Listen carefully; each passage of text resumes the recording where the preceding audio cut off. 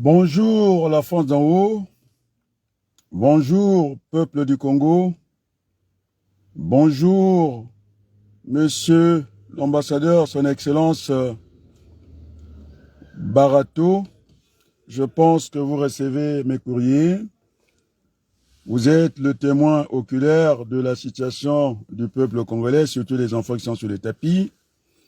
J'ai vu les orphelinats au Congo, ça ne devait pas exister déjà. Nous sommes un pétrole qui a beaucoup de ressources naturelles, sans laisser maintenant.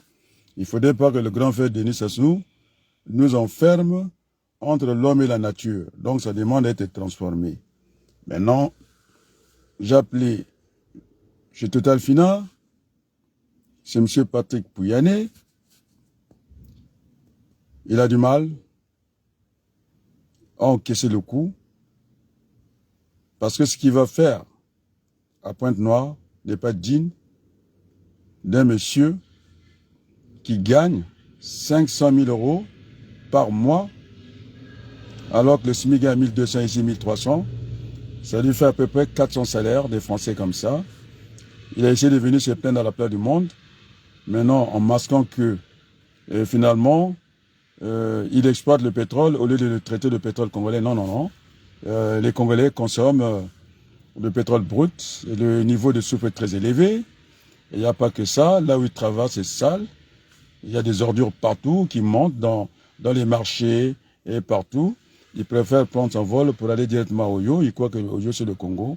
Maintenant, je pense qu'il a compris.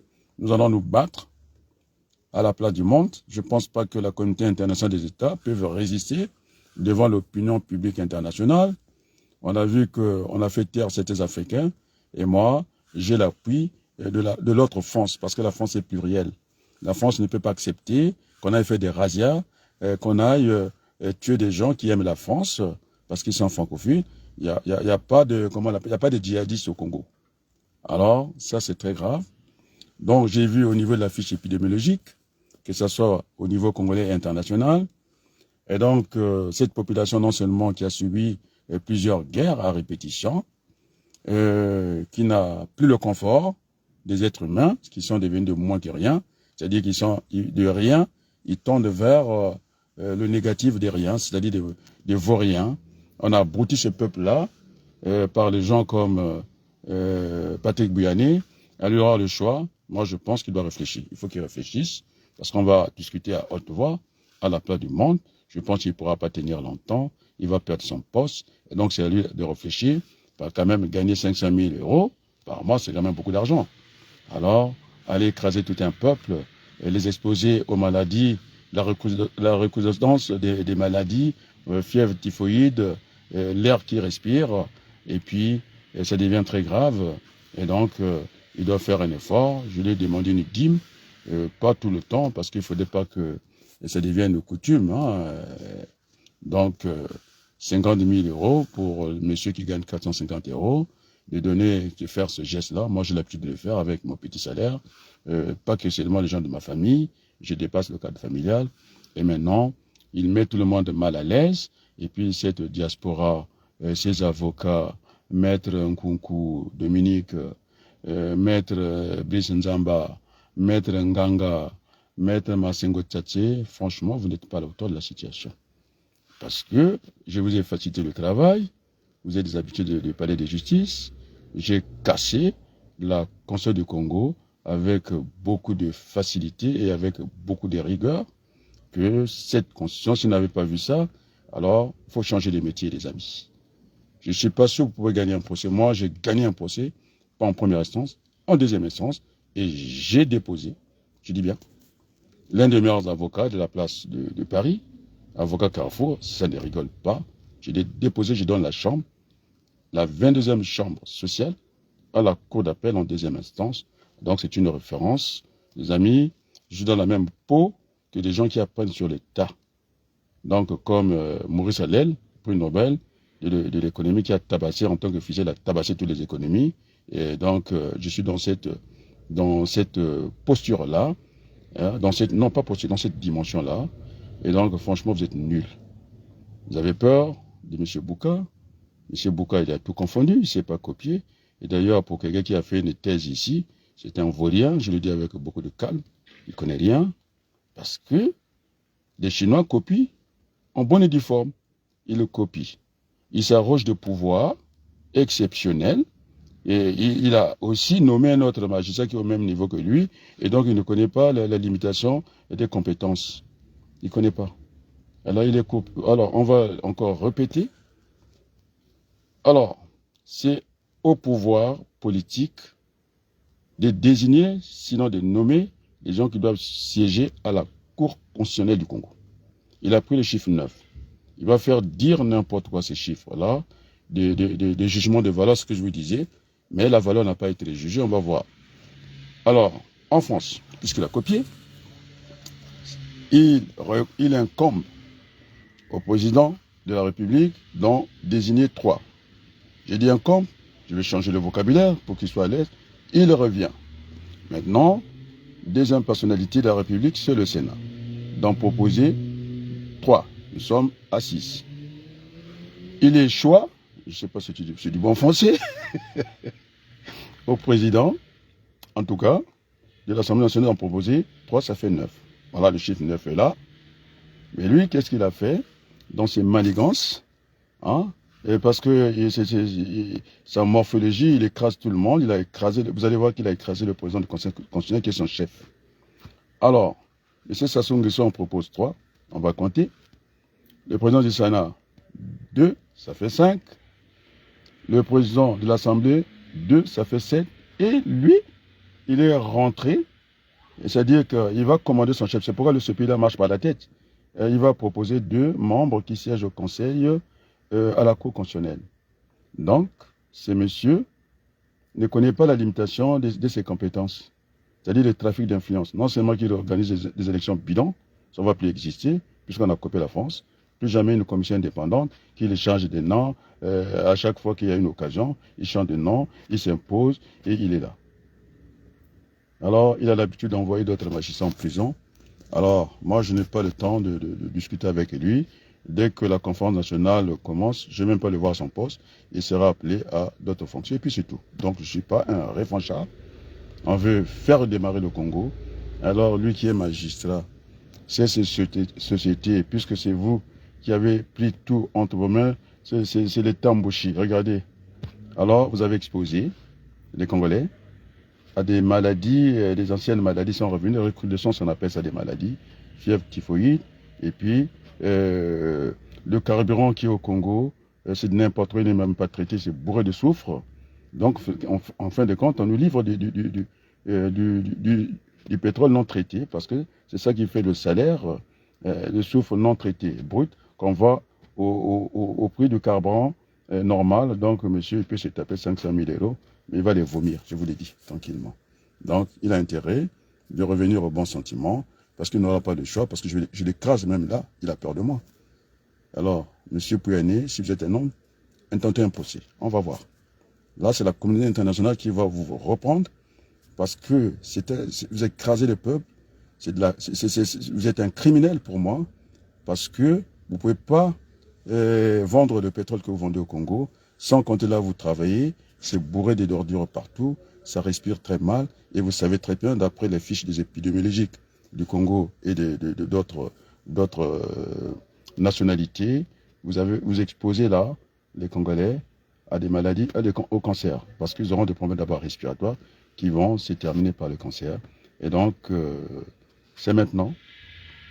Je pense que je vous invite, humainement et humblement, de revenir au bon sentiment, parce que votre dossier, je vous ai écrit aujourd'hui, la copie, le destinataire, c'est Madame Yael,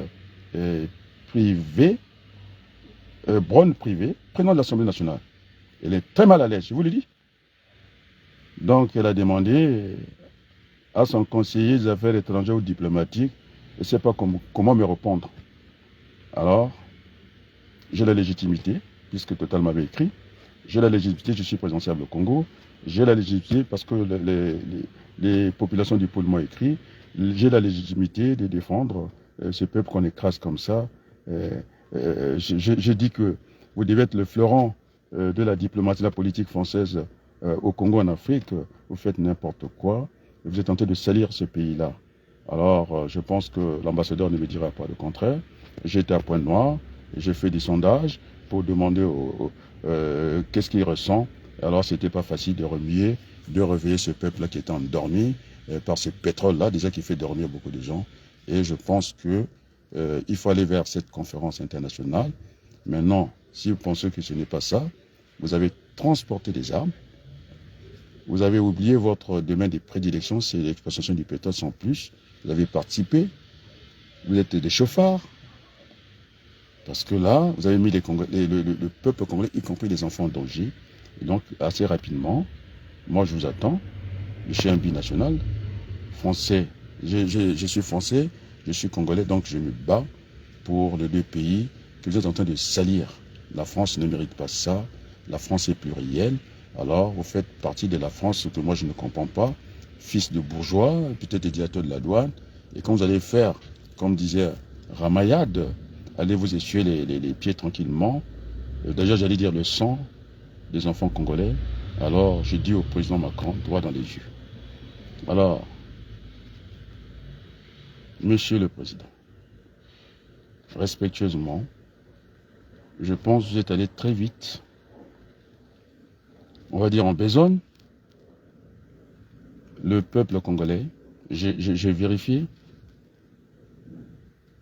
l'ambassadeur pourra témoigner, puisqu'il est sur place, monsieur Barato, François Barato, je ne pense pas que les Congolais sont anti-français, ce n'est pas vrai. Déjà à 2 ans, parce que c'est le souffle et respire par les enfants, à 2 ans, on n'a pas d'opinion politique, et donc on ne peut pas être contre la France, c'est faux.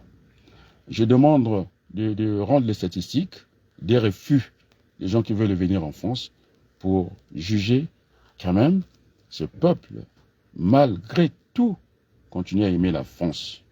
Je vais avoir les statistiques parce que personne n'a les statistiques au Congo. C'est un drame. Et donc, déjà des véhicules pourris qui rentrent, qui vont encore participer à la pollution. Et donc, là aussi, j'ai demandé, il n'y a pas de statistiques. C'est pourquoi le projet qui est le mien, qui est un projet de salut national, et qui ne pourra que satisfaire les intérêts des deux pays. Et je pense que si on donne un signal au Congo de cette correction du logiciel, je pense que c'est tout bénef. Et donc, monsieur Pouyanné, alors, nous voulons, je peux vous rassurer, nous voulons Total Fina au Congo. Nous en avons besoin, parce que le pétrole, on sait, qu'est-ce que c'est pas l'or qu'ils vont déjà chercher à saccager, en tout cas la grande forêt du Mayombe. L'ambassadeur, vous devez être là. Il y avait Ndongi et Christ, que vous connaissez, les jeunes. Les Allemands étaient, l'ambassadeur allemand était là, alors que le Congo, on va dire que c'est la France. C'est la capitale de la France libre. Alors, on ne peut pas laisser ça à d'autres. Il y a tellement des pays qui viennent au Congo. Il ne faut pas vous laisser distancier. Je pense que maintenant, on vous entend. Vous avez parlé du franco-congolais. Je ne peux que vous dire merci au passage. Et donc, nous devons travailler côte à côte, la main dans la main, dans la fraternité qui a été toujours celle de tout le temps, on va dire. Oui, il y a quelques égarements, mais je pense que je n'irai pas jusque-là. Et donc, je le montre ici, devant tout le monde. Nous ne sommes pas des djihadistes et nous n'avons pas le droit qu'on vienne écraser tout un peuple parce qu'on veut satisfaire les tambouchis de M. Sassou Nguesso. Les résistants ne sont pas au rendez-vous, et tout a reculé. Les trains on ne voit qui roulent sur du sable, on ne voit pas les traverses. D'une vitesse commerciale de 80 km, nous sommes descendus à 30 km à l'heure. Et donc ça, ce n'est pas la France. J'ai représenté la France par la bouteille. L'autre moitié, ça a l'air de fonctionner le Sénégal. Nous avons vu des traits électriques. Aujourd'hui, nous avons beaucoup de choses à faire. L'énergie, nous en avons besoin. Alors, on ne va pas faire rouler quand même les locomotives du chemin de fer congolais qui est quand même l'histoire. Quand on veut parler de l'histoire, avec la bougie. Donc, nous avons besoin d'énergie. Le programme de la transition assez ambitieux, tout le monde a compris. Ce n'est pas Total, bof. C'est une façon de remettre les choses en endroit. Total a tout à fait sa place au Congo parce qu'avec Total, on a le pétrole. Qui a le pétrole, on a la Coupe du Monde. Donc tout le monde a compris. Des petits pays comme le Qatar qui vient de naître, avec le pétrole, ils ont fait beaucoup de choses. Et donc, vous êtes les bienvenus. Je vous regarde droit dans les yeux, monsieur Pouyanné. Vous avez peur pour rien. Hein, vous avez donné des consignes là-bas, mais vaut mieux.